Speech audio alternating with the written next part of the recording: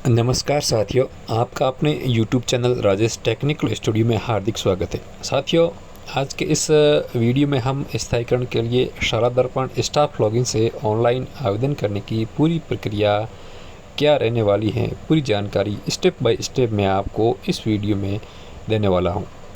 साथ ही आपके आवेदन करते समय जो भी प्रॉब्लम्स आपको आने वाली हैं, हर प्रॉब्लम्स का समाधान देने का प्रयास करूँगा। तो कंप्लीट पूरा वीडियो ज़रूर देखिएगा। और आप हमारे चैनल पर नए हैं और आपने अभी तक हमारे चैनल को सब्सक्राइब नहीं किया है तो चैनल को सब्सक्राइब ज़रूर करें और बेल आइकन पर ज़रूर क्लिक करें, क्योंकि ऐसे ही महत्वपूर्ण जानकारी मैं आप तक पहुंचाता रहूंगा। तो साथियों, आइए शुरू करते हैं प्रोसेस। सबसे पहले आपको अपनी स्टाफ आईडी और पासवर्ड डालकर लॉगिन कर लेना है। जैसे ही आप लॉगिन कर लेंगे तो यहाँ पर देखिए लेफ़्ट साइड ऊपर की तरफ आपको 3 लाइन नज़र आ रही होगी। तो इस पर 3 लाइन पर आपको क्लिक कर देना है। जैसे ही आप इस पर क्लिक करेंगे तो यहाँ पर आपको काफ़ी सारे ऑप्शन नज़र आ जाते हैं। यहाँ पर देखिए नीचे आपको एक ऑप्शन नज़र आ रहा होगा फॉर्म का। इसी फॉर्म वाले ऑप्शन पर आपको क्लिक कर देना है। क्लिक करते ही application for departmental service option show हो जाता है। जैसे ही आप इस पर क्लिक करेंगे तो फिर से आपको फॉर्म्स वाले ऑप्शन पर क्लिक कर देना है। जैसे ही आप इस वाले ऑप्शन पर क्लिक करेंगे तो देखिए आपको काफ़ी सारे ऑप्शन दिख रहे होंगे। Application apply for ACP confirmation form, यानी कि स्थायीकरण फॉर्म आपको अप्लाई करना है तो वो यहीं से करना है, इसलिए आपको इस कन्फर्मेशन फॉर्म पर क्लिक कर देना है। कन्फर्मेशन फॉर्म पर क्लिक करते ही आवेदन का फॉर्म खुल जाता है। यहाँ पर देखेंगे तो आपको फर्स्ट का ही ऑप्शन नज़र आएगा, क्योंकि आप फर्स्ट बार स्टाफ लॉगिन से स्थायीकरण के लिए आवेदन कर रहे हैं, इसलिए आपको यहाँ फर्स्ट का ऑप्शन शो हो रहा है। मान लीजिए आपने पहले यहाँ अप्लाई कर रखा था तो यहाँ पर आपके सामने सेकंड का ऑप्शन भी शो होता। इसके बाद देखिए यहाँ एम्प्लॉय आईडी, मूल पद, विषय और फ़ोटो आपको पहले से ही नज़र आएंगे। ये सारी जानकारी आपके प्रपत्र 10 से ऑटो जनरेटेड होती हैं। इसमें किसी भी प्रकार के संशोधन में आपको प्रपत्र 10 अनलॉक करवाना पड़ेगा, जिसका एक्सेस CBO के पास होता है। तो आपको यानी कि इस ऑटो जनरेटेड फॉर्म में जो भी जानकारी पूर्व में भरी हुई आ रही है, उसमें अगर आप कोई भी संशोधन करना चाहते हैं तो वो तभी कर पाएंगे जब आपका प्रपत्र 10 अनलॉक हो चुका होगा। इसके बाद यहाँ पर स्थायीकरण हेतु मूल पद आपको ऑटोमेटिक मिल जाएगा। टीचर लेवल फर्स्ट, तो टीचर लेवल फर्स्ट और टीचर लेवल सेकंड है तो वो ऑप्शन भी आपको यहाँ मिल जाएगा। नेक्स्ट ऑप्शन स्थायीकरण हेतु विषय, यहाँ पर लेवल फर्स्ट वालों के लिए कोई विषय नहीं है। अगर लेवल 2 है तो आपके यहाँ पर आपके जो भी विषय हैं, आपका जो विषय है वो आपको यहाँ से सेलेक्ट कर लेना है। इसके बाद साथियों नेक्स्ट ऑप्शन है नियुक्त अधिकारी का चयन करें। ये बहुत ही इम्पोर्टेंट ऑप्शन है। इस ऑप्शन पर क्लिक करते ही आपके सामने बहुत सारे नियुक्त अधिकारियों की लिस्ट शो हो जाएगी। बात करें यहाँ 3rd ग्रेड अध्यापकों के लिए तो उनके जो नियुक्त अधिकारी होते हैं वह विकास अधिकारी होता है। तो विकास अधिकारी की ही यानी कि पंचायत समिति से उनका जो आदेश है वो निकलता है और विकास अधिकारी ही उनको नियुक्ति प्रदान करते हैं। तो आपको सिंपली यहाँ से विकास अधिकारी ऑप्शन सेलेक्ट कर लेना है। इसी प्रकार काफ़ी सारे ऑप्शन यहाँ दिख जाते हैं, जैसे कि 2nd ग्रेड अध्यापक के लिए तो उनका नियुक्त अधिकारी निदेशक माध्यमिक होता है। इसी प्रकार पद के हिसाब से नियुक्त अधिकारी का चयन कर लेना है। इसके बाद 4 नंबर पॉइंट में ज़िले का चयन करें। इसमें आपको अपने ज़िले का चयन कर लेना है। यहाँ पर साथियों ध्यान रखने वाली बात यह है कि आपका सिलेक्शन हुआ उस समय जो आपने ज़िला भरा था, जिस ज़िले से आपका सिलेक्शन हुआ था वही ज़िला आपको यहाँ फिल करना है। देखिए साथियों, यहाँ पर आपको सारे ज़िलों की जो लिस्ट है वो मिल जाएगी। जो आपका ज़िला है वो यहाँ से आपको सेलेक्ट कर लेना है। उसके बाद आपको यहाँ से ब्लॉक का चयन कर लेना है। फिर नेक्स्ट मेरिट नंबर आपको चेक कर लेना है। प्रपत्र 10 में जो आपने भर रखा है वही आपको यहाँ शो हो रहा होगा। अगर इसमें कोई भी विसंगति है, आपको कोई गलती नज़र आ रही है, तो आपको प्रपत्र 10 से ही है जो वो बदलाव आप कर सकते हैं। नेक्स्ट ऑप्शन परीक्षा परिणाम रिवाइज। अगर आपका परीक्षा परिणाम रिवाइज हुआ है तो यस, और नहीं हुआ है तो नहीं पर क्लिक करना है। अगर आप यस पर क्लिक करेंगे तो आपके रिवाइज्ड रिजल्ट जो नई मेरिट लिस्ट में जो आपके नंबर आए हैं उनको यहाँ पर फिल करना है, अन्यथा नहीं पर क्लिक करते हुए आगे बढ़ेंगे। अब साथियों आगे 6 नंबर पॉइंट जो है चयन वर्ग। जिस कैटेगरी में भी आपका जो चयन हुआ है वो आपको यहाँ से फिल कर देना है।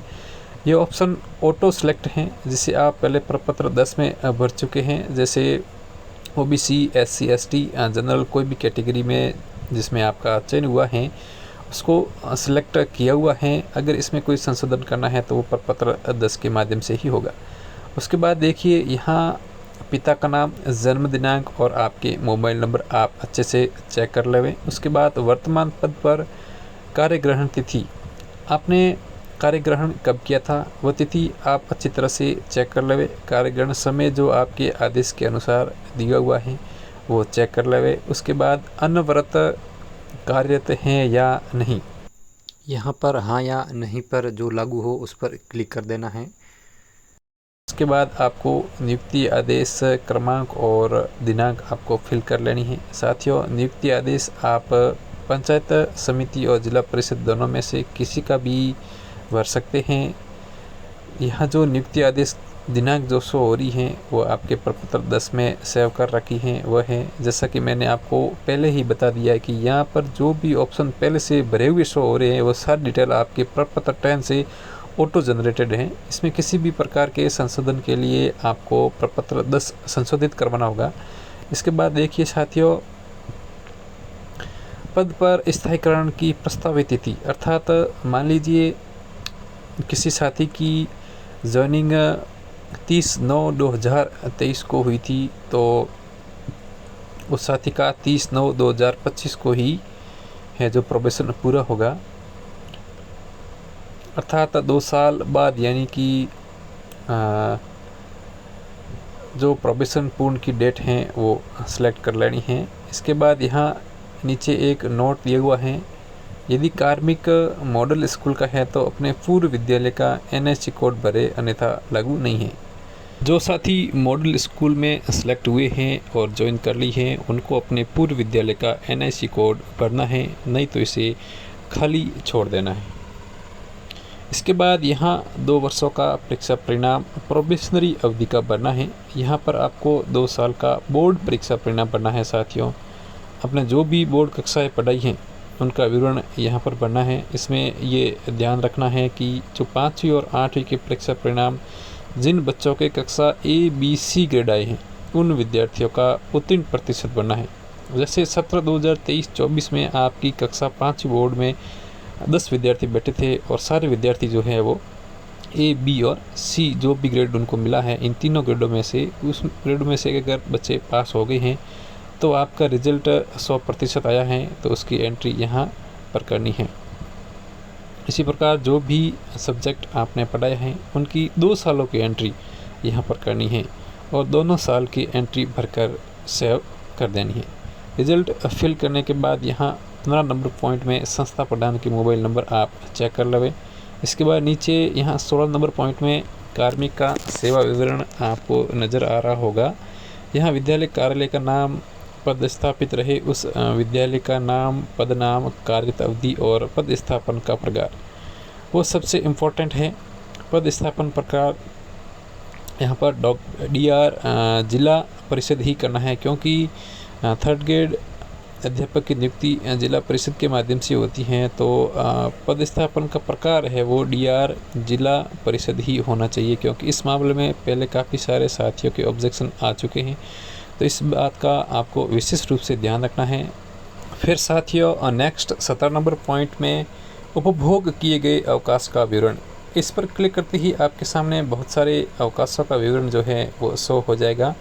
यहाँ पर साथियों आकस्मिक अवकाश CL के अलावा जितने भी अवकाश हैं अगर आपने लिए हैं तो उनकी जो आदेश कॉपी है यहाँ पर आपको अपलोड करनी होगी। यहाँ पर आकस्मिक अवकाश में ही है जो आपको कुछ भी लगाने की ज़रूरत नहीं है। इस आकस्मिक अवकाश के अलावा जो जितने भी अवकाश है उन सब की आदेश कॉपी यहाँ पर आपको साथ में अपलोड करनी होगी। यहाँ पर जैसे ही आप आकस्मिक अवकाश का विवरण दर्ज करते हैं तो यहाँ प्रथम वर्ष द्वितीय वर्ष आपको सिलेक्ट कर लेना है। आज का दिनांक वार विवरण कब से कब तक आपने अवकाश लिया है और सेव के ऑप्शन पर क्लिक कर देना है। इतने भी आकस्मिक अवकाश आपने लिए हुए हैं इनकी एंट्री 1 बाई 1 दोनों साल की फिल करके इनको सेव कर लेना है। इस प्रकार जो आपका आवेदन पूर्ण रूप से है जो फिल हो जाता है और यहाँ नीचे सेव बटन पर आपको क्लिक कर एक बार फॉर्म को सेव कर लेना है। सेव कर लेने के बाद में आपको ध्यानपूर्वक वापस एक बार जो है अपना फॉर्म वापस ध्यानपूर्वक चेक कर लेना है। अगर कोई गलती आपको नज़र आ रही है तो उसे ठीक कर लेवें। उसके बाद आपको फॉर्म फाइनल सबमिट कर देना है। जैसे ही आप फाइनल सबमिट ऑप्शन पर क्लिक करेंगे तो क्या आप इस प्रविष्टि को अंतिम रूप से आगे अग्रेसित करना चाहते हैं तो यहाँ पर यस क्लिक कर देना है। जैसे ही आप यस पर क्लिक करेंगे तो कुछ इस प्रकार से आपके सामने ऑप्शन आएगा और इस प्रमाणीकरण स्टेटस को आप पढ़ लेवे और रजिस्टर्ड जो मोबाइल नंबर है उस मोबाइल नंबर पर आई हुई OTP को यहाँ फिल करके फाइनल सबमिट पर क्लिक कर देना है। तो साथियों फाइनल सबमिट पर क्लिक करते ही यहाँ पर फाइनल सबमिट पर क्लिक किया तो जैसे ही तो यहाँ per your data is save, इस प्रकार से आपका फॉर्म है जो फाइनल सबमिट हो चुका है। तो साथियों ये थी स्थायीकरण आवेदन की संपूर्ण प्रक्रिया। आपको हमारा वीडियो अच्छा लगा तो वीडियो को लाइक और चैनल को सब्सक्राइब जरूर कीजिएगा। धन्यवाद।